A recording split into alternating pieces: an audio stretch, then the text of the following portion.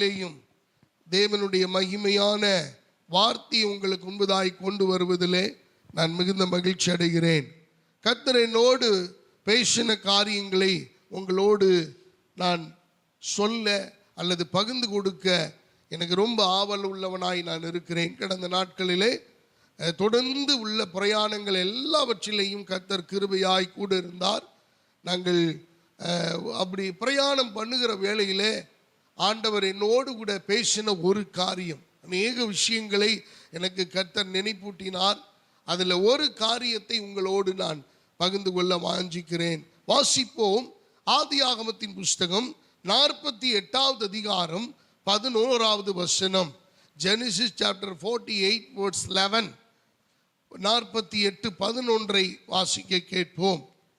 இஸ்ரவேல் யோசேப்பை நோக்கி, உன் முகத்தை காண்பேன் என்று நான் நினைக்கவில்லை, ஆனாலும் இதோ உன் சந்ததியையும் காணும்படி தேவன் எனக்கு அருள் செய்தார் என்றான். எனக்கு அன்பான கர்த்தருடைய பிள்ளைகளே, இந்த இடத்துல யாக்கோபு இந்த வார்த்தையை சொல்லுகிறதை நாம் பார்க்கிறோம். நல்ல கவனிங்க. எத்தனை பேர் உற்சாகமா இருக்கிறீங்க? அல்லேலூயா. யாக்கோபு அவர் யோசேப்பை இழந்து ரொம்ப வருஷம் ஆச்சு. யோசேப்ப தன்னுடைய சொந்த குமாரர்கள் கொண்டு போய் தொலைச்சிட்டாங்க. அப்படிதான் அவர் நினைச்சிட்டு இருக்காரு. யோசேப்பு காணாமல் போனான். அவனை துஷ்ட மிருகம் அவன் பீருண்டு போனான். பீறி போட்டது. அவன் செத்து போயிட்டான். அவன் இனிமேல் இல்லை. அவனை பார்க்கணுங்கிற என்ன ஆசை இருக்கு, ஆனா பார்க்க முடியாது. அவனை இனிமேல்லாம் நம்ம திரும்பி பார்க்க வாய்ப்பு இல்லை. There is no chance to see him again. அவன் மறுபடியும் அவனை காண வாய்ப்பில்லை. ரொம்ப கஷ்டமான சூழ்நிலை யாக்கோபுக்கு. அப்ப யாக்கோபுக்கு ஒரு செய்தி வருது பல ஆண்டுகளுக்கு பிறகு. எப்பா, யாரெல்லாம் வித்து போட்டாங்களோ, யாரெல்லாம் கொண்டு போய் குழியில போட்டாங்களோ, அவங்க எல்லாம் போய் தானியம் கொள்ளும்படிக்கு எகிப்துக்கு போய், யோசேப்பு உயிரோடு இருக்கிறான், யோசேப்பு தான் இதெல்லாம் கொடுத்து அனுப்பி இருக்கிறான், எகிப்தில் உள்ள பெரிய பெரிய விலையுயர்ந்த பொருட்கள்லாம் உமக்கு பரிசாக வந்திருக்கிறது, இந்த மாதிரி ஒரு புது வாகனத்தை கூட அனுப்பி வச்சிருக்கிறான், ஆகவே நீர் சீக்கிரமாய் வாரும் என்று உம்மை அழைத்து கொண்டு வர சொன்னா உம்முடைய மகன் அப்படின்னு சொன்ன உடனே அவருக்கு அப்படியே உயிர்ப்பித்து ஒரு உயிரட்டைகிற ஒரு அனுபவம். செத்து போன மனுஷன் உயிர் வந்துருச்சு அவனுக்குள்ள. பயங்கர சந்தோஷம். அப்ப எகிப்துக்கு போறாங்க. இன்னைக்கெல்லாம் ரொம்ப வேகமா நம்ம இருக்கிறோம். அரை மணி நேரம் ட்ரெயின் லேட்டுன்னா பயங்கர மோசமா திட்டுறோம் கவர்மெண்ட்டை. அரை மணி நேரம் லேட்டா வந்துட்டோம்னா ஆமா. ஆனா நாம வர லேட்டுக்கெல்லாம் ஆண்டவர் திட்டுனா எங்க கொண்டு போய் மூஞ்சி வச்சுக்கிறது? ஆனா அவ்வளவு தூரம் பயங்கரமான ஒரு வசதிகளே இல்லாத காலம். நடந்துதான் பிரயாணம். நான் வரும்போது யோசிச்சுட்டு வந்தேன். இஸ்ரவேல் ஜனங்களுக்கு காரு வண்டியெல்லாம் இருந்துருந்துச்சுன்னா 40 நிமிஷத்துல போயிருப்பாங்க. 40 வருஷம் எதுக்கு? 40 நிமிஷத்துல டாப் கீர்ல போவாங்க. அடிச்சு நொறுக்கி அவ்வளவு வேகமா அவங்களால போயிருக்க முடியும். இங்க அப்படி இல்லை. வயசானதுங்க பெருசுங்க ஏற்றி இறக்கி கட்ட வண்டியில் அது எருமாடு தண்ணியை கண்டா படுத்துக்கும். அந்த வண்டியில் உட்கார வச்சு இதில் என்னென்னா கோழி குஞ்சிலேருந்து எல்லாம் குருவி குஞ்சு வரைக்கும் எல்லாத்தையும் எடுத்ததில் வச்சு அதில் உட்கார வச்சு அதுக்கு பராமரிப்பு கொடுத்து கண்ணுக்குட்டி போட்டிருந்துச்சுன்னா அதை கறவல் ஆடுகளை வேகமாக நடத்த முடியாது. மெதுவாக தான் பண்ணணும். அப்போ ஒரு கோத்திரம் முன்னாடி போகும், ஒரு கோத்திரம் பின்னாடி வரும், ஒரு கோத்திரம் படுத்துக்கும், ஒரு கோத்திரம் சீக்காலியாக கிடக்கும். இப்படி 12 கோத்திரத்தையும் இழுத்து பிடிச்சி நடத்தி கொண்டு போய் அப்போ தான் நான் நினச்சேன், இப்போ நான் படுற கஷ்டமெல்லாம் ஒரு கஷ்டமே இல்லை. இல்லை இவ்வளோ வசதிகள். நான் நினச்சேன், அட பாவிகளா, ஒரு வசதியும் இல்லை. நான் சேர் போட்டு கொடுத்துருக்குறேன், ஃபேன் போட்டு கொடுத்துருக்குறேன், எவ்வளவு பராமரிப்பு, மினரல் வாட்டர் வேறு, எவ்வளவு வசதி. அன்பான தேவ பிள்ளைகளை நம்ம கொஞ்சம் இதெல்லாம் சிந்திச்சு பார்க்கணும். அப்போ யாக்கோபு இந்த வசதிகளே இல்லாத காலத்தில் அவருடைய மனசு எப்படி இருக்கும்? இந்த பார்த்துருவோம். நாங்கள் காரில் போகும்போது, கேரளாவுக்கு போகும்போது தூங்கிக்கிட்டு இருந்தா ஒரு ஆள் எங்கள் காருக்குள்ளே எந்திரிச்சு, டேடி ஊர் வந்துருச்சா? எப்படி? ஆமாம், தூங்கிக்கிட்டு இருந்த ஆள், ஓட்டுறது நான், அது தூங்குறது, எந்திரிச்சு வந்துருச்சா அப்படின்னு. இல்லைப்பா வரல, இன்னும் கொஞ்சம் தூரம். படுத்து கொஞ்ச நேரம் கழிச்சு, இன்னும் ஊர் வரலையா? ஒரு எதிர்பார்ப்பு தானே. யாக்கோபு பல ஆண்டு காலமாய் தன் மகனை இழந்து பார்க்கவே முடியாது அப்படின்னு முற்றுப்புள்ளி வைத்த ஒரு சூழ்நிலையை அவன் மறுபடியும் பார்க்கணுங்கிற ஒரு வாய்ப்பை ஆண்டவர் கொடுக்கிறார். அப்ப யோசேப்பை பார்க்கிறான். யோசேப்பு எகிப்துல போய் அப்படியே கட்டி பிடிச்சு ரொம்ப நேரம் அழுகிறாங்க. அப்பதான் இந்த வார்த்தையை சொல்றார். வாசிங்க மறுபடியும் 11வது வசனத்தை.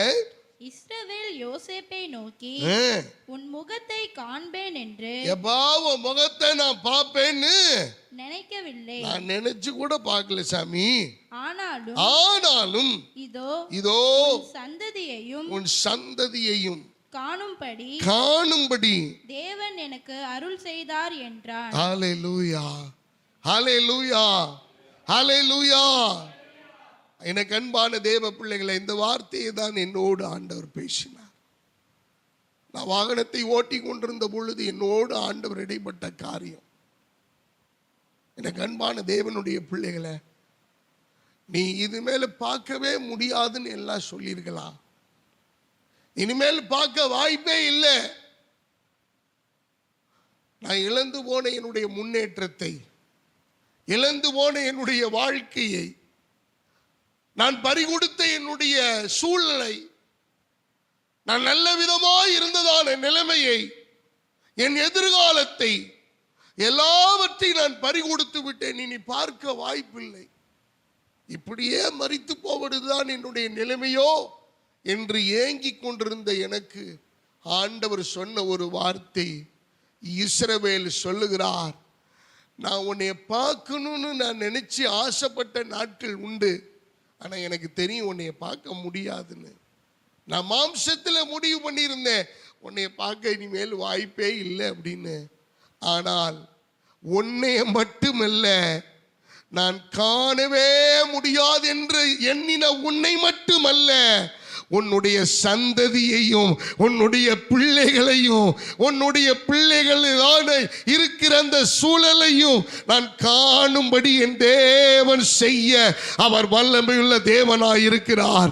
இந்த காலை வேளையிலே இந்த மகனாயின் திருச்சபையை பார்த்து கர்த்தர் சொல்லுகிறார், நீ காணவே முடியாது என்று எண்ணிக்கொண்டிருந்த உம்முடைய மாம்சமான எண்ணங்களுக்கு கர்த்தர் ஒரு முற்றுப்புள்ளியை வைத்து, நீ காணாததை மாற்றுமல்ல, நீ காண முடியாது என்று எண்ணினவைகளை மாத்திரமல்ல, ஆமென், உன்னுடைய வாழ்க்கையிலே இதுவரைக்கும் கண்டிராதவைகளை காண செய்யும் கர்த்தர் உண்டு. அவர் அந்த அற்புதத்தை செய்வார். எல்லாம் மரித்து போச்சு, எல்லாம் ஒளிஞ்சு போச்சு, எல்லாம் அழிஞ்சு போச்சு. நான் செஞ்ச தப்பினால, நான் செஞ்ச அநியாயத்தினால எல்லாவற்றையும் இழந்து ஒன்றுமில்லாதவனாய் நிற்கிறேன், இல்லாதவனாய் நிற்கிறேன் என்று எண்ணிக்கொண்டிருந்த தேவ பிள்ளையே, நீ காணாததை என் தேவன் காண செய்வார். காண முடியாது என்று எண்ணினவைகளை காணும்படி செய்ய அவர் வல்லமை உள்ள தெய்வம். Glory to God. கர்த்தர் சொல்லுகிற வார்த்தையை கவனிச்சு பாருங்க. யாக்கோபு நினைச்சார் மாம்சத்தில், என் பிள்ளை என் மேல் பார்க்கவே முடியாது. அவன் பீருண்டு போனான். அந்த இரத்தம் தோய்ந்த வஸ்திரத்தை எத்தனை முறை பார்த்து அழுதிருப்பான். அவனால டிஃபரன்ஷியேட் பண்ணி கூட பார்க்க முடியல, இது ஆட்டு இரத்தமா அல்லது மனுஷ இரத்தமா என்று கூட அவனால் கிரகிக்க முடியவில்லை. காரணம், யோசேப்பின் மேல் யாக்கோபு இஸ்ரவேல் வைத்த அந்த அன்பு. பல வருடமான அங்கியை கட்டி பிடித்து அழுத நாட்கள் உண்டு. பல வருடமான அங்கியை பிடித்து கொண்டு என் மகனை பார்க்க மாட்டேனா, கனவுலையாவது நீ வரமாட்டியா என்று ஏங்கினதான சூழல் உண்டு. ஆனால் கர்த்தர் அவனுடைய கனவுகளை மட்டுமல்ல, அவனுடைய கண்களை நிஜமாக்கி, ஆமென், இவன் மரித்து போனான் என்று எண்ணிக்கொண்டிருந்த அந்த யோசேப்பை நேருக்கு நேராக சந்திக்க ஒரு வாய்ப்பை ஆண்டவர் ஏற்படுத்தி கொடுத்தார். அன்பான கர்த்தருடைய பிள்ளைய, இன்னைக்கு கர்த்தர் உங்களை என்னை பார்த்து சொல்லுகிறார். ஒருவேளை நீங்க நினைக்கலாம், நான் பண்ண ஒரு சின்ன மிஸ்டேக் பாஸ்டர், நான் எல்லாத்தையும் இழந்துட்டேன், எல்லாத்தையும் நான் பறி கொடுத்துட்டேன், இனி எனக்கு அதெல்லாம் திரும்பி வர வாய்ப்பு இல்லை, எனக்கு அதெல்லாம் திரும்பி கிடைக்க வாய்ப்பு இல்லை, நான் திரும்பி அதை ரீட்ரைவ் பண்ணுவதற்கான சூழல் எதுவுமே இல்லை, வேற ஏதாச்சும் பண்ணி பொழைச்சிக்க வேண்டியதான். இல்லை அன்பானவர்களே, இது நீங்களும் நானும் நினைக்கிற எண்ணம். ஆனா கர்த்தருடைய எண்ணம் என்ன தெரியுமா? கர்த்தருடைய சிந்தை என்ன தெரியுமா? நீங்கள் காணவே முடியாது என்று எண்ணினவைகளை உங்களுடைய கண்ணுக்கு முன்னாடி நிறுத்தி அதை காண செய்யும் தேவன் உண்டு. நம்முடைய ஆண்டவர் மரித்து போகவில்லை. நம்முடைய ஆண்டவர் மரணத்துக்குள்ளாக போனவர் மட்டுமல்ல, அவர் உயிரோடு எழும்பின சர்வ வல்லமை உள்ள தெய்வம். இந்த காலை வேளையில உங்களை பார்த்து சொல்லுகிறார். நீங்கள் ஒருவேளை நினைக்கலாம், எல்லாம் முடிஞ்சு போச்சு. இல்லை, இயேசு சொல்லுகிறார், இனிதான் ஒரு புதிய ஆரம்பம், இனிதான் ஒரு புதிய வாழ்க்கை, இதுதான் ஒரு புதிய பரிணாம வளர்ச்சி, இனிதான் ஒரு புதிய ஆசீர்வாதம், இனிதான் ஒரு புதிய துவக்கம். இஸ்ரவேலுக்கு செய்த அதே அற்புதத்தை இந்த காலை வேளையிலே உங்களுக்கு எனக்கு செய்ய அவர் வல்லமை உள்ள தேவனா இருக்கிறார். நீங்க விசுவாசிங்கன்னா நல்ல கரங்களை தட்டி ஆமென் ஆண்டவர்கிட்ட சொல்லுங்க, நான் விசுவாசிக்கிறேன் ஆண்டவரே, நான் நம்புற ஆண்டவரே, இந்த வார்த்தையை அப்படியே ஏற்றுக்கொள்ற ஆண்டவரே, நான் அங்கீகரிக்கிற ஆண்டவரே, என்னை காணவே முடியாது என்று என்னுடைய மனதிலே நினைத்தவைகளை காண செய்கிற கர்த்தர். Glory to God, glory to God.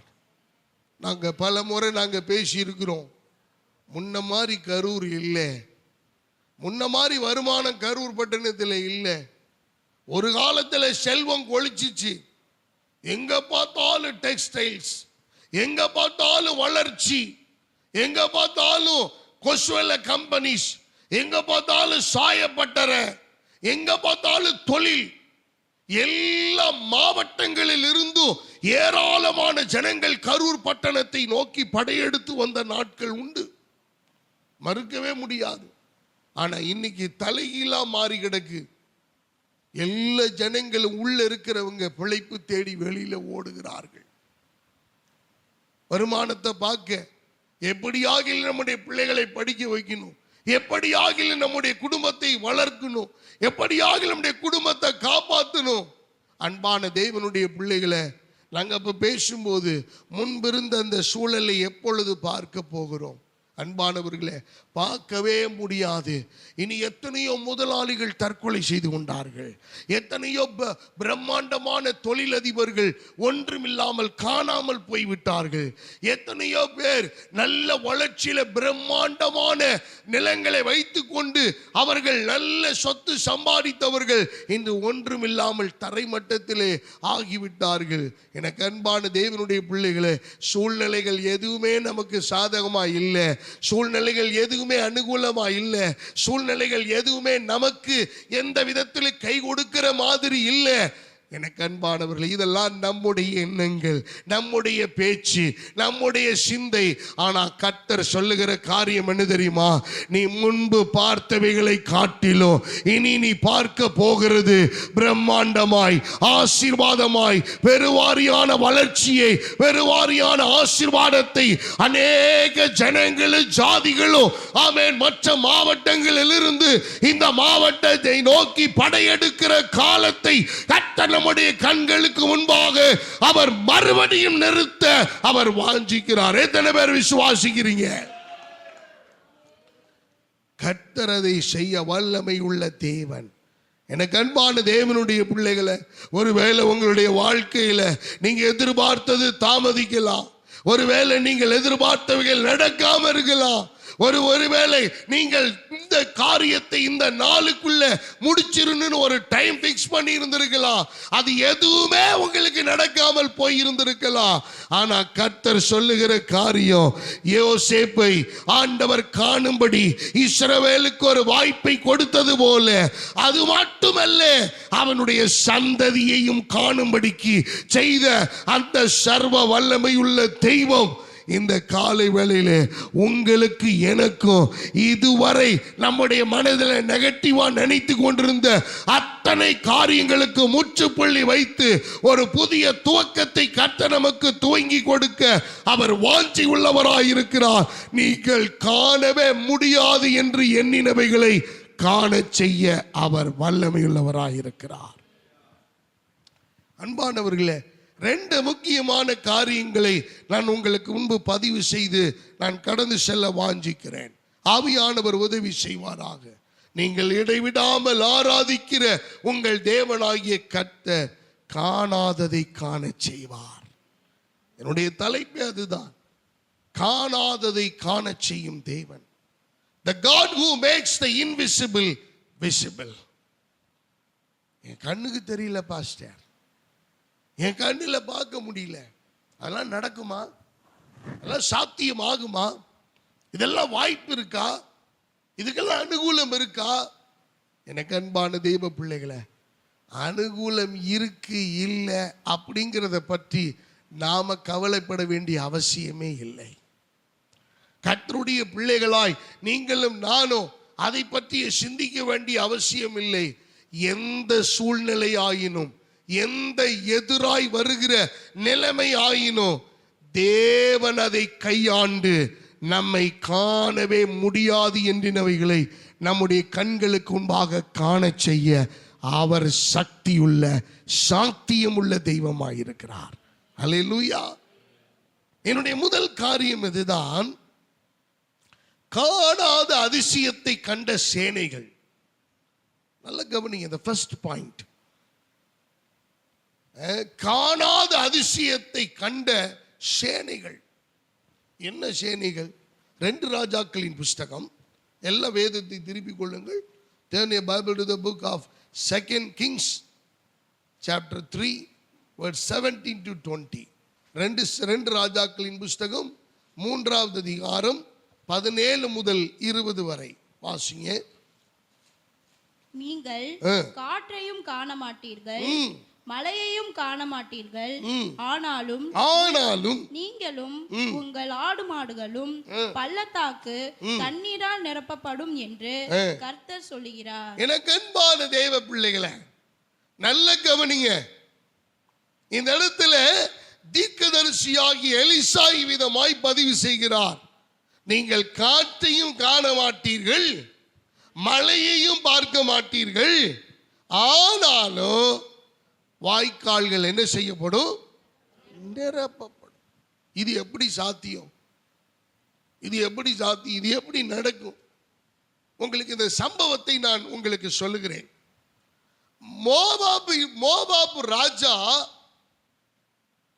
ஒரு குறிப்பிட்ட ஜனங்களுக்கு பிரச்சனை ஏற்படுத்தி கொண்டே இருக்கிறான். மோவாபுனாலே பிரச்சனை தான். மோவாபுனாலே மோவாபுனாலே பிரச்சனை தான். இந்த மோவாபின் ராஜா யாருக்கு விரோதமா பிரச்சனை பண்ணான்னா, 3 ராஜாக்களுக்கு விரோதமாய். இஸ்ரவேலின் ராஜா, யூதாவின் ராஜா, ஏதோமின் ராஜா. இந்த 3 ராஜாக்களுக்கு விரோதமாய் எப்ப பார்த்தாலும் சரசம் பண்ணிக்கிட்டு கலகம் பண்ணிக்கொண்டே இருப்பதுதான் அவனுடைய வேலை. இந்த 3 ராஜாக்களும் பார்த்தாங்க, எப்பா இப்படியே இவனை விட்டு வச்சிருந்தோம்னா நல்லா இருக்காது, நல்லா இருக்காது. ஆகவே நாம என்ன பண்ணிடுவோம், 3 பேர் சேருவோம். சேர்ந்து யார்? இஸ்ரவேலின் ராஜா, யூதாவின் ராஜா, ஏதோமின் ராஜா. 3 ராஜாவும் நம்ம சேர்ந்து ஒரு சேனைகளை, நம்ம 3 சேனையும் திரட்டி நம்ம போய் மோவாபுக்கு விரோதமாய் யுத்தம் பண்ண போவோம் அப்படின்னு புறப்பட்டு போகிறார்கள். இப்ப போகும்போது 7 நாள் நடக்கிறாங்க, 7 நாள் சுற்றி திரிகிறார்கள். இப்ப எங்கேயும் தண்ணி கூட கிடைக்கல, 7 நாள் தண்ணி கூட குடிக்கல. நம்ம ஆர்மி ஆபீசரை துப்பாக்கியை சுமந்துக்கிட்டு 7 நாள் தண்ணி இல்லாம நடக்க சொன்னோம்னா முதல் நாள் 12 மணி நேரம் கழிச்சு மயக்கம் போட்டு கிருகிருன்னு அங்கேயே விழுந்துருவார். 7 நாள் இந்த ராணுவம் 3 ராஜாக்கள் சுத்தி வர்றாங்க, ஒன்னும் நடக்கல, தண்ணி இல்லை. அப்பதான் ஒரு ஆலோசனை கேட்கிறாங்க, ஏப்பா இங்க யாராவது தீர்க்கதரிசி இருக்கிறாங்களா? அப்ப சொல்றாரு ஒருத்தர், இங்க எலிசான்னு ஒருத்தர் இருக்காரு, அந்த தீர்க்கதரிசி கிட்ட போவோம், அவரு நமக்கு ஆலோசனை சொல்லுவார், நல்ல ஆலோசனை கொடுப்பார், போவோம் அப்படின்னு. நேரா போறாங்க. போய் அவர் காலில் விழுந்து, ஐயா இப்படி சூழ்நிலை, நாங்க வந்தோம், தண்ணி கூட கிடைக்கல, இப்ப தாகத்துல நாங்க போகட்டுமா இல்ல வீட்டுக்கு திரும்பட்டுமா, என்ன பண்ணட்டும், நாங்க எங்களுக்கு ஒரு விமோச்சனை சொல்லுங்க, எங்களுக்கு ஒரு தீர்வை சொல்லுங்க. அப்ப தீர்க்கதரிசியாகிய எலிசா ஆவியில நிரப்பப்பட்டு அவர் சொல்லுகிறார், நீங்க திரும்பியும் போக வேணாம், நீங்க அவனுக்கு விரோதமாகவும் போக வேணாம், நீங்க என்ன பண்ணுங்க, பள்ளத்தாக்கு எங்கு வாய்க்கால்களை வெட்டுங்கள். நல்ல தீர்வு இல்லை? இப்போ என்னட்ட வர்ற உங்கள்கிட்ட எல்லாம் நான் ஒரு தீர்வு வச்சிருக்கிறேன், நான் ஒரு மருந்து வச்சிருக்கிறேன். நிறைய பேருக்கு அந்த மருந்து தெரியும். என்னட்ட பிரச்சனைன்னு வருவாங்க, எல்லாம் சொல்லுவாங்க. சொல்லும்போது நான் சொல்லுவேன், கவலைப்படாதீங்க, நான் ஜெபம் பண்ணிக்கிறேன், கவலைப்படாதீங்க, நான் ஜெபம் பண்ணிக்கிறேன். எனக்கு நல்லா தெரியும், நீங்க ஜெபம் பண்ணாத வரைக்கும் எதுவுமே அங்க மாறாது. அவரவர்களுக்கு. எனக்கு பதிலாக யாராவது சாப்பிட்றீங்களா? ஹலோ, எனக்கு பதிலாக யாராவது சாப்பிட்றீங்களா?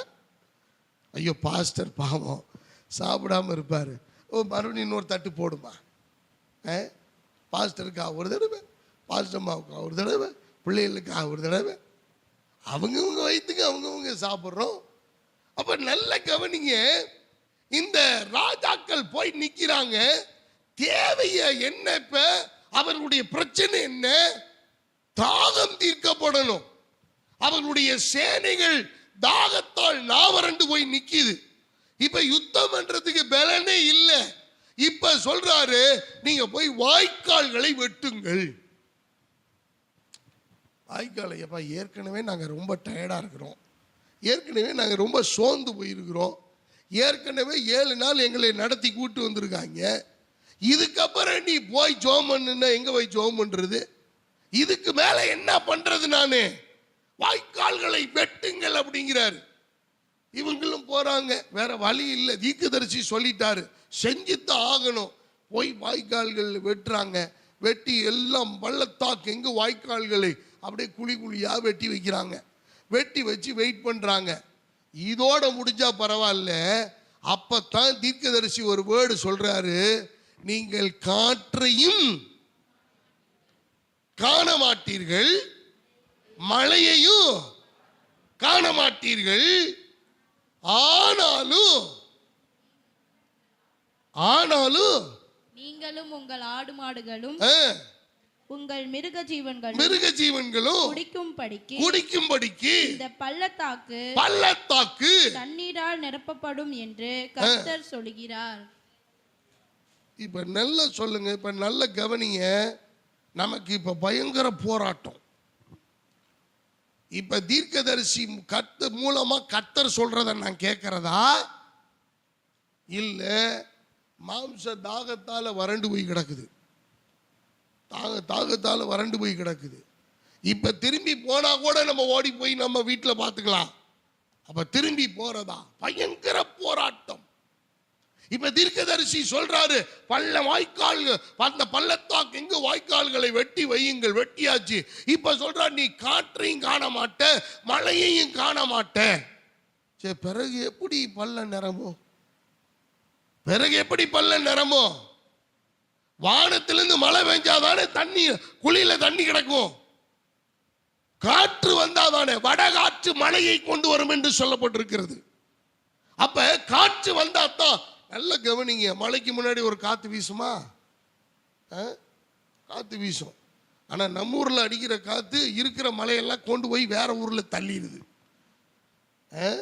வேற ஊர்ல தள்ளி அவங்க சொல்றாங்க எங்க ஊர்ல நல்ல மழை பெஞ்சு நாங்க செத்துக்கிட்டு இருக்கிறோம்ப்பா, எங்களுக்கு உயிரே போகுது, இங்க வீட்டுக்குள்ளே இருக்க முடியல, வெளியிலையும் இருக்க முடியல, ரொம்ப கஷ்டப்பட்டுக்கிட்டு இருக்கிறோம்.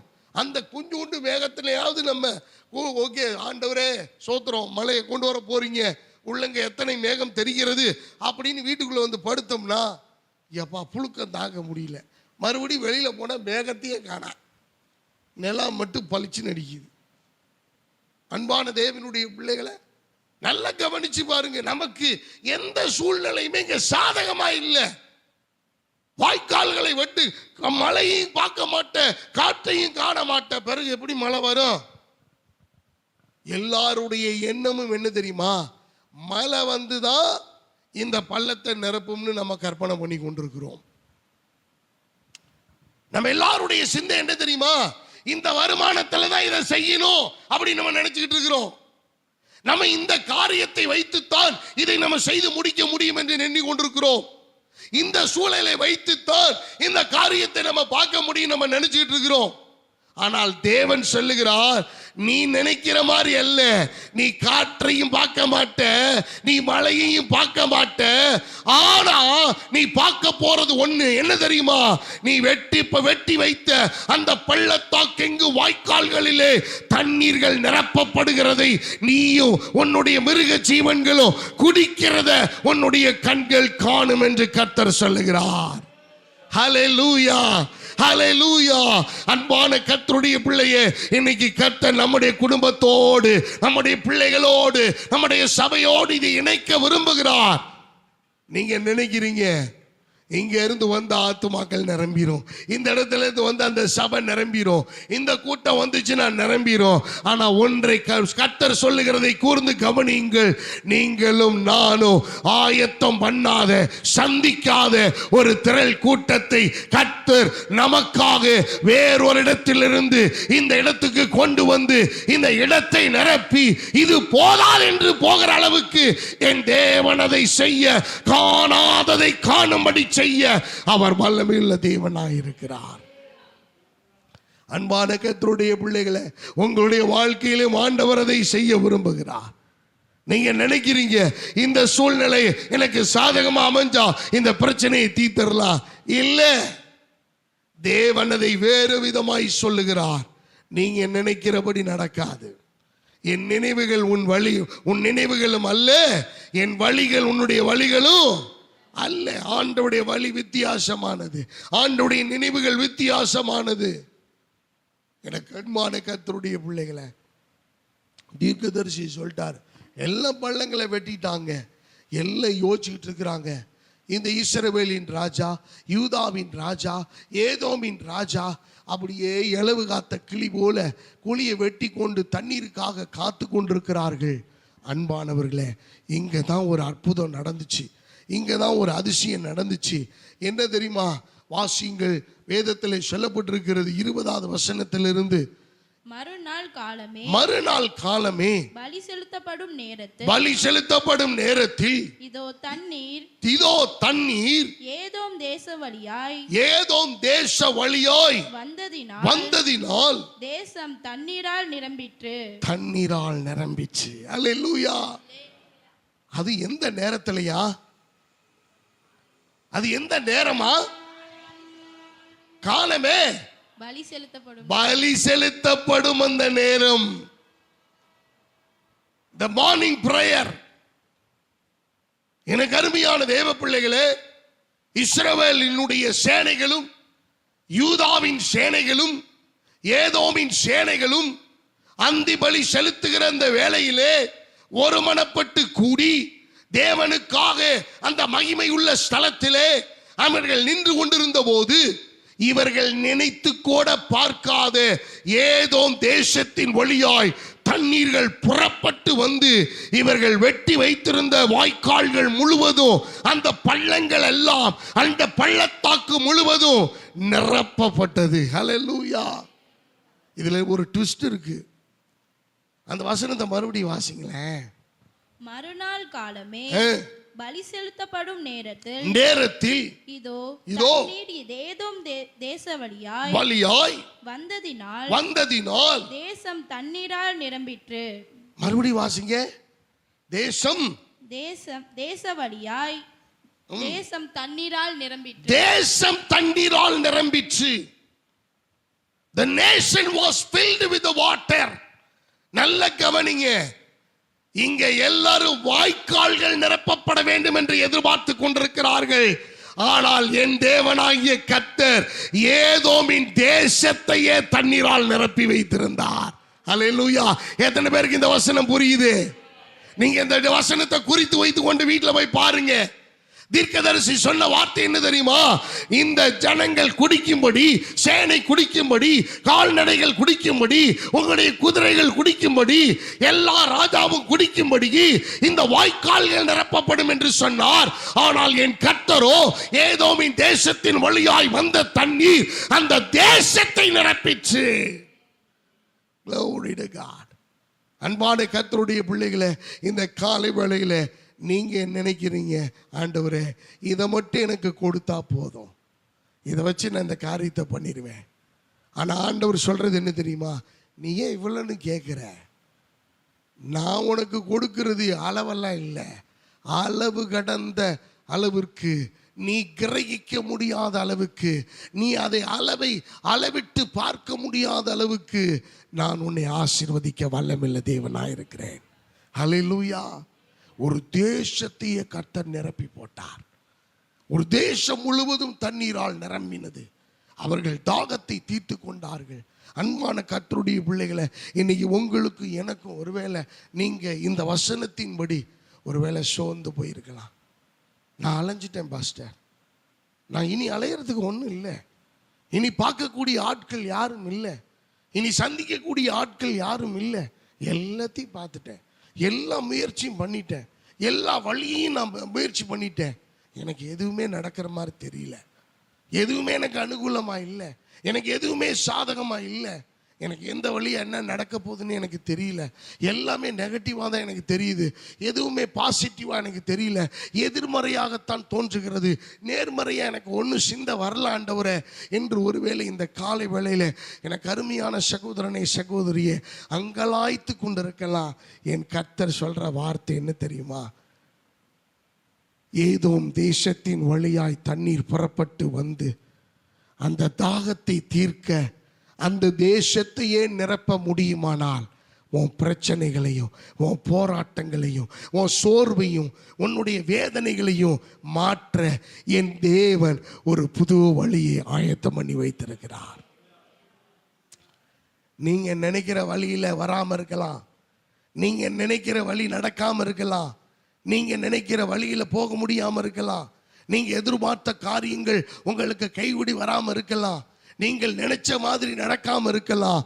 ஆனா தேவன் நினைச்சது போல நீங்கள் காணவே முடியாது என்றினவைகளை கர்த்தர் உங்கள் கண்கள் காணும்படிக்கு செய்ய வல்லமில்லை தேவன். ஆண்டவரே, நான் ரொம்ப நாள் இந்த ஆத்துமாவுக்காக ஜெபம் பண்ணிட்டு இருக்கிறேன், ஒரு மாற்றத்தை காண முடியலையே. அருமையானவர்களே, நீங்க நினைச்ச நேரத்தில் காண முடியாம இருக்கலாம், ஆனா தேவன் முன்குறித்த நேரத்தில் உங்கள் கண்கள் காணும்படிக்கு அந்த ஆத்துமாவிலே, ஒரு இந்த குடும்பத்தில், அவர்கள் வாழ்க்கையிலே ஒரு பெரியாதான மாற்றத்தை கர்த்தர் ஏற்படுத்த அவர் வல்லமையுள்ள தேவன். எத்தனை பேர் விசுவாசிக்கிறீங்க? எத்தனை பேர் நம்புறீங்க இந்த காரியத்தை? கர்த்தர் இந்த இடத்திலே ஆண்டவர் சக்தி உள்ள தேவன் என்பதை நிரூபித்து காண்பித்தார். வறட்சியை மாற்றினார், தாகம் தீர்க்கப்பட்டது. இந்த 3 ராஜாக்கள் நினைச்சாங்க, ஓகே பள்ளம் நிரம்பும், பள்ளத்திலிருந்து கொஞ்சம் தண்ணி எடுத்து குடிச்சிட்டு போயிடுவோம்னு. இல்லை, தேசமே நிரம்பினது. அதிசயத்தை கண்ட சேனைகள், உங்க கண்கள், என் கண்கள் அதிசயத்தை காணும்படிக்கு கர்த்தர் ஆயத்தம் பண்ணி வச்சிருக்கிறார். நீங்களும் நானும் பழசவே போட்டு உருட்டிக்கிட்டு இருக்கிறோம். எல்லாருமே ஆனவர்களே, என் தேவன் சொல்லுகிறார், புதிதானவைகளை, காணவே முடியாது என்று எண்ணினவைகளை, உன்னுடைய சிந்தைக்கு எட்டாதவைகளை நீங்கள் காணும்படிக்கு செய்ய அவர் ஆயத்தம் பண்ணி வைத்திருக்கிறார். அல்லேலூயா. இரண்டாவது ஒரு காரியத்தை நான் சொல்லுகிறேன். வாசிங்கள் ஆதியாகமத்தின் புஸ்தகம் 16வது அதிகாரம் 6வது வசனத்திலிருந்து வாசிக்க கேட்போம். Genesis chapter 16 verse 6 onwards. ஆதியாகமம் 16:6 அதற்கு ஆபிராம் சாராயை நோக்கி, இதோ உன் அடிமை பெண் உன் கைக்குள் இருக்கிறாள், உன் பார்வைக்கு நலமானபடி அவளுக்கு செய் என்றான். அப்பொழுது சாராய் அவளை கடினமாய் நடத்தினபடியால் அவனை விட்டு ஓடி போனாள். கர்த்தருடைய தூதனானவர் அவளை வனாந்திரத்திலே சூருக்கு போகிற வழியருகே இருக்கிற நீரூற்றண்டையில் கண்டு, சாராயின் அடிமை பெண்ணாகிய ஆகாரே, எங்கே இருந்து வருகிறாய், எங்கே போகிறாய் என்று கேட்டார். போதும், நல்ல கவனிங்க. இந்த இடத்துல இந்த சம்பவம் நமக்கு நல்லா தெரியும். ஆகார் என்பவள் எகிப்து தேசத்து அடிமை பெண். எகிப்து தேசத்திலிருந்து வந்தவள். இந்த ஆகார் சாராய்க்கு உதவியாளராக, வேலைக்காரியாக, உடன் வேலைக்காரியாக கொடுக்கப்பட்டவள். இப்ப இவருடைய வாழ்க்கை இப்படிதான் ஆரம்பமாகுது, நல்லா போகுது. இப்ப வேலைக்காரியா இருந்தவ சூழ்நிலையின் காரணமாக அவளை யூஸ் பண்ணிக்கிறாங்க. அந்த குடும்பத்தினர், ஆபிரகாமினுடைய குடும்பத்தினர், சாராள் மூலமாய் அவளுக்கு, ஆபிரகாமுக்கு மனைவி ஆகிறாள். இப்ப ஆகாருக்கு ஒரு வாய்ப்பு. ஆகார் கர்ப்பம் தரிக்கிறாள், கர்ப்பத்தில் குழந்தை இருக்கு. இப்ப இவங்க ரெண்டு பேருக்கும், ஆகாருக்கும் சாராளுக்கும் ஒரு பிரச்சனை, மனஸ்தாபம், மன வருத்தம். இப்ப ஆபிரகாம்கிட்ட போய் சொல்றா, இப்படி நான் வேலைக்காரியை உன்னை நம்பி தானே கொடுத்தேன், இப்ப என்னை மதிக்க மாட்டேங்கிறா, என்னை கேவலமா நினைக்கிறா, அவ கர்ப்பம் தரித்ததுனால அவள் என்னை ரொம்ப மோசமா பார்க்கிறா.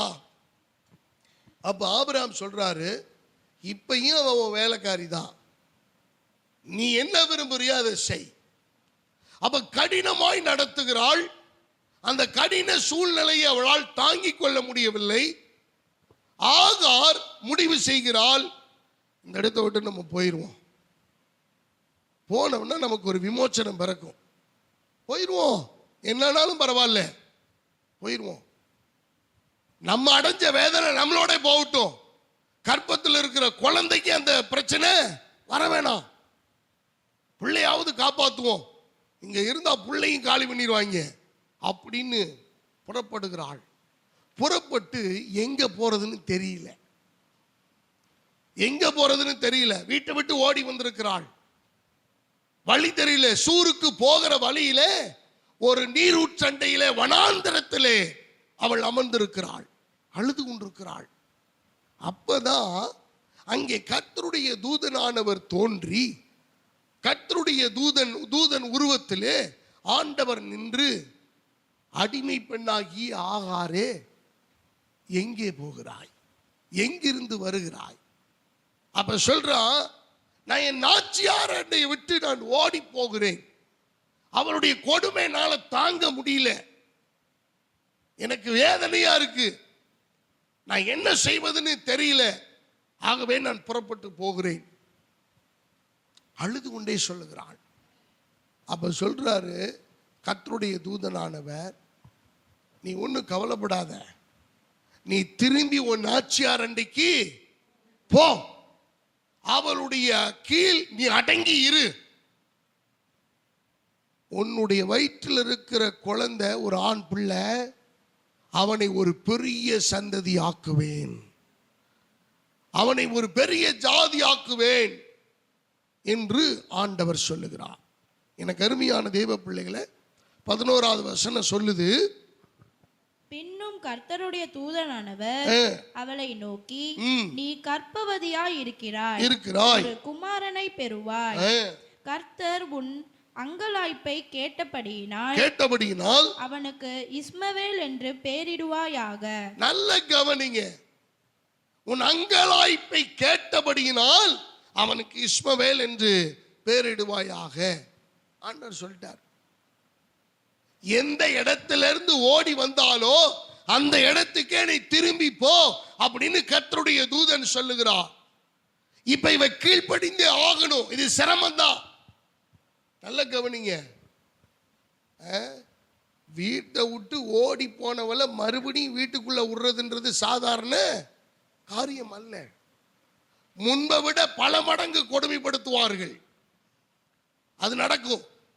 அப்ப இதெல்லாம் அறிந்தும் கர்த்தருடைய தூதனின் வார்த்தைக்கு கீழ்ப்படிந்து போகிறாள். காரணம் என்ன தெரியுமா?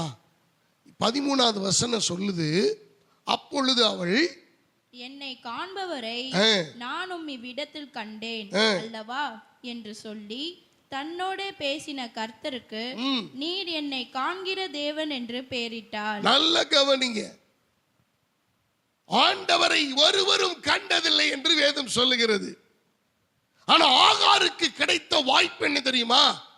பிரிவிலேஜ், பயங்கரமான ஒரு ஆப்பர்ச்சுனிட்டி, தேவனை கண்கூட காணும்படிக்கான ஒரு வாய்ப்பு.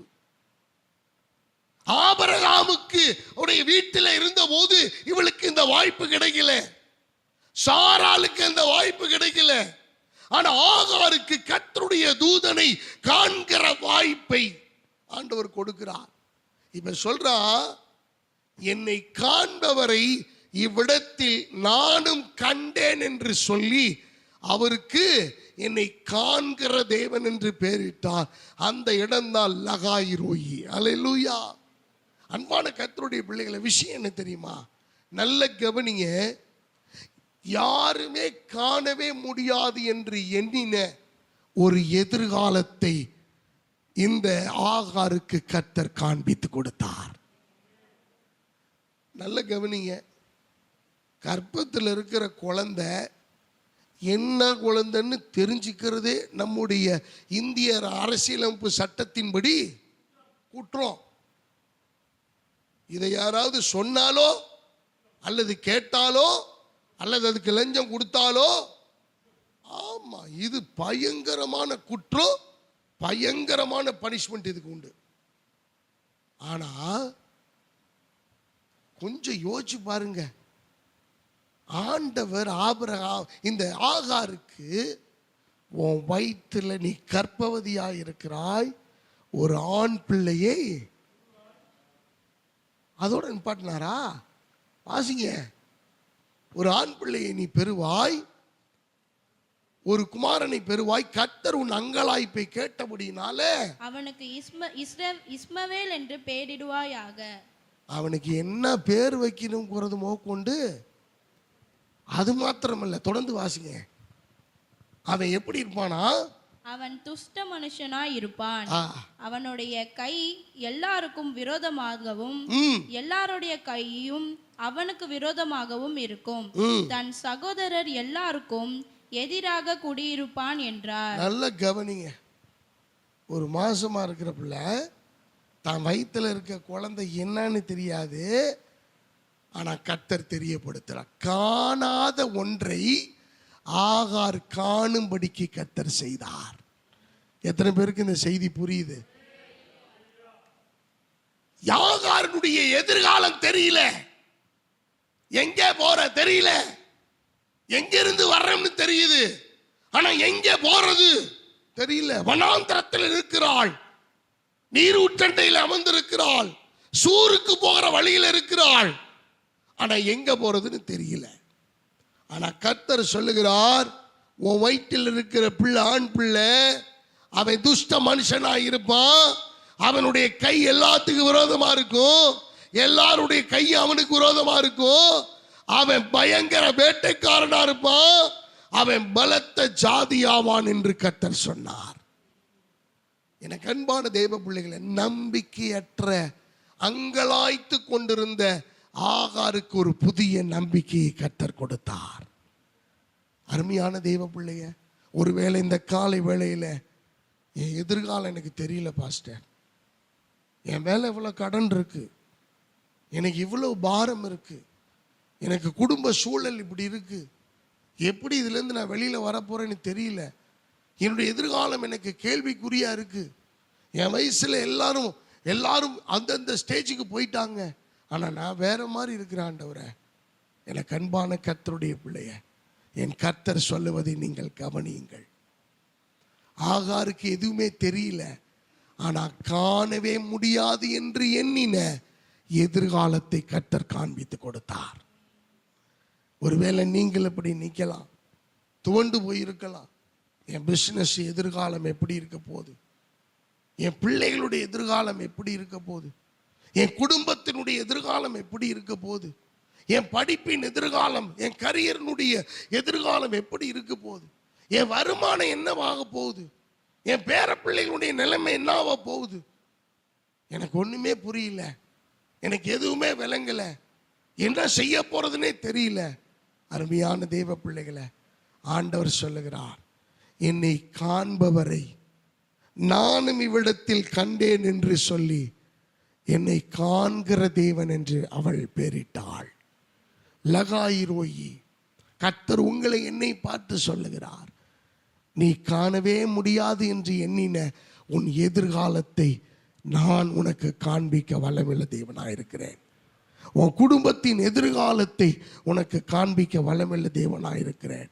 உன்னுடைய பிள்ளைகளுடைய பேர பிள்ளைகளுடைய எதிர்காலத்தை நான் உனக்கு காண்பிக்க போதுமான தேவனாயிருக்கிறேன்.